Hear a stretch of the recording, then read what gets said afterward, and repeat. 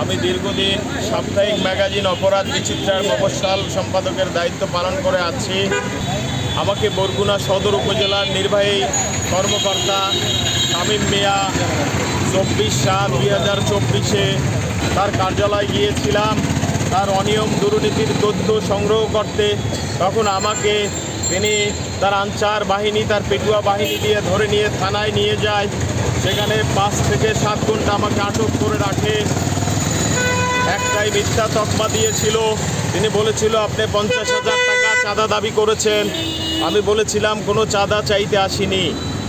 তাহলে সেদিনের সেই ঘটনাটা কি তথ্য সংগ্রহ করতে গিয়েছিলাম আপনারা নিশ্চয়ই জানেন না, সেটি অবগত থাকা উচিত। আমি জানাচ্ছি সেদিনের ঘটনা।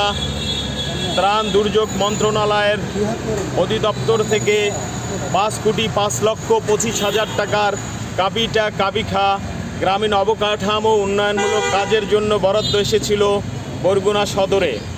বরগুনা ছোট্ট জনপদ হলেও সেখানে ব্যাপক অবহেলিত হওয়ার পিছনে নেপথ্যে রয়েছে সাবেক স্বৈরাচার সরকার শেখ হাসিনার কিছু দোসর, কিছু অসাধু গভর্নমেন্ট এমপ্লয় রয়েছে।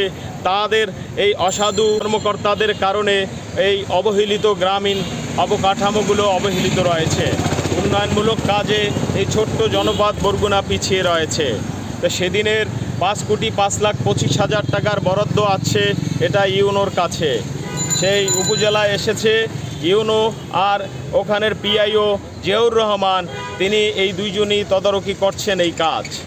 তা আমার কাছে নির্ভরযোগ্য সূত্রে আমি জানতে পেলাম সেখানে 2.5 কোটি টাকা ইউনো শামীম মিয়া এবং পিআইও জিয়াউর রহমান তাদের জয়েন্ট ভেঞ্চার অ্যাকাউন্টে রেখে দিয়েছে।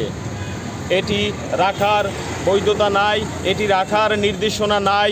এটা দুর্যোগ ত্রাণ মন্ত্রণালয় থেকে এরকম কোনো নির্দেশনা কিন্তু নেই।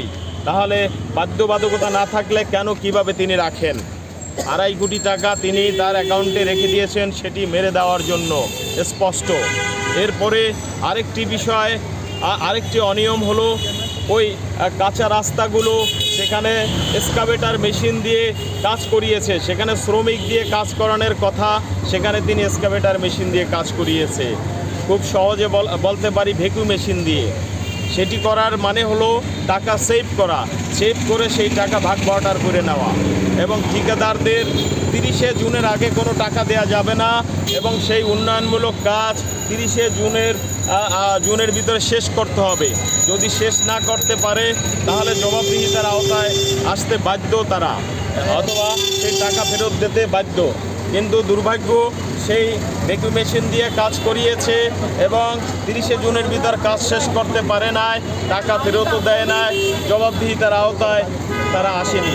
কেন আসেনি সেটি অদৃশ্য। এরপরে উন্নয়নের এই পিআইও এবং ইউনো শামীম নিয়ে তারা ভোলা থেকে সেই 10% কমিশন নিয়ে এরপরে ইট এনেছেন। বরগুনা জেলায় একাধিক ইটের ভাটা থাকা সত্ত্বেও তিনি ভোলা থেকে ইট নিয়ে আছেন। ভোলা অনেক দূরে, অর্থাৎ পটুয়াখালী, বরিশাল, এরপরে ভোলা, সেই মেঘনা নদী পার হয়ে যেতে হবে। নিয়ে আসার উদ্দেশ্য কি? এইসব বিষয়ে জানতে চেয়েছিলাম। আমি যখন ইউনোর কক্ষে যাই, আমি জানতে চেয়েছিলাম 2.5 কোটি টাকা কিভাবে আপনি এবং আপনার পিআইওর জয়েন্ট ভেঞ্চার অ্যাকাউন্টে রেখে দিয়েছেন। এই বিষয়ে আমি ব্যাখ্যা চেয়েছিলাম। আমি জানতে চেয়েছিলাম আপনি এই ভ্যাকুয়াম মেশিন দিয়ে, এক্সকাভেটর মেশিন দিয়ে কীভাবে কাজ করিয়েছেন, যেখানে শ্রমিক দিয়ে কাজ করানোর কথা। আমি জানতে চেয়েছিলাম আপনার এই 30শে জুনের ভিতরে কাজ শেষ করবেন, সেটি না করে 15% উৎকোচ নিয়ে ঠিকাদারদের আপনি টাকা দিয়েছেন। এরপরে আমি জানতে চেয়েছিলাম এই উন্নয়নমূলক কমিটি গঠন করবে, সেটি করেছেন কি না। কোনোটাই করে নাই, কোনো সদুত্তর দিতে পারে নাই। আমাকে ভিডিও বক্তব্য দিয়েছিল 3টা শর্ট ভিডিও। এরপরে আমি জানতে চেয়েছিলাম এই কাজের আপনি ডকুমেন্ট আমাকে দেন। আমাকে পাঠিয়েছিল এর কাছে, পিআইওর পক্ষে পাঠিয়েছিল।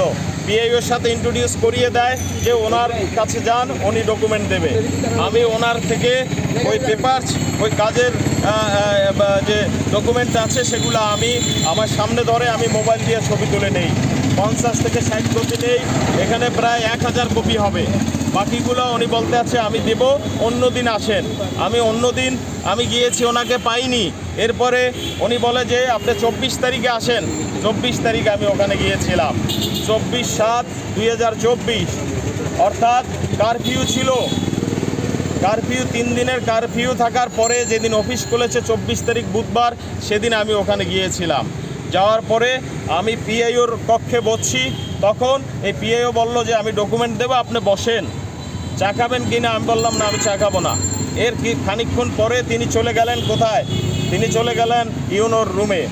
ইউনোর থেকে তারা কি সলা পরামর্শ করছে, ওখানে বরগুনা প্রেস ক্লাবের কিছু সাংবাদিক আছে, তারা এই ইউনোর সাথে আঘাত করে তারা সুপরিকল্পিতভাবে, আপনারা জানেন কিনা আমি নিশ্চয়ই অবগত আছেন, মাসুদ নামে এক সাংবাদিককে তারা প্রহার করেছিল এবং সে স্ট্রোক করে মারা গিয়েছিল। পরিশেষে সেই সাংবাদিকের বিষয়ে আমি কথা বলেছিলাম, সেখানে প্রেস ক্লাবে অনেক সাংবাদিকই সে আক্রমণে জড়িত ছিল, সে বিষয়ে আমি কথা বলেছিলাম। সেটি আমার জন্য কাল হয়েছে।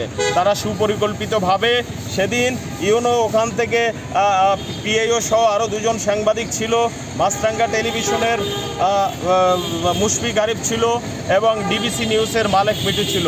এই 2জন ওখানে ছিল ওদিন। তাদের ওখানে ওদিন কী কাজ ছিল আমি জানি না। তারা ওখানে আমাকে যখন ধরে নিয়ে আসে তখন তারা ভিডিও করতেছিল। তো দুর্ভাগ্য, সেদিন কি করেছে আরও আপনারা স্পষ্ট হওয়া উচিত। সেদিন পিআইও তার কক্ষে গিয়েছিল ইউনোর কাছে, ইউনো তার পেটুয়া বাহিনী, আনসার বাহিনী নিয়ে এসে আমাকে 16 বাংলা টিভি, আবহমান বাংলার মুখপাত্র।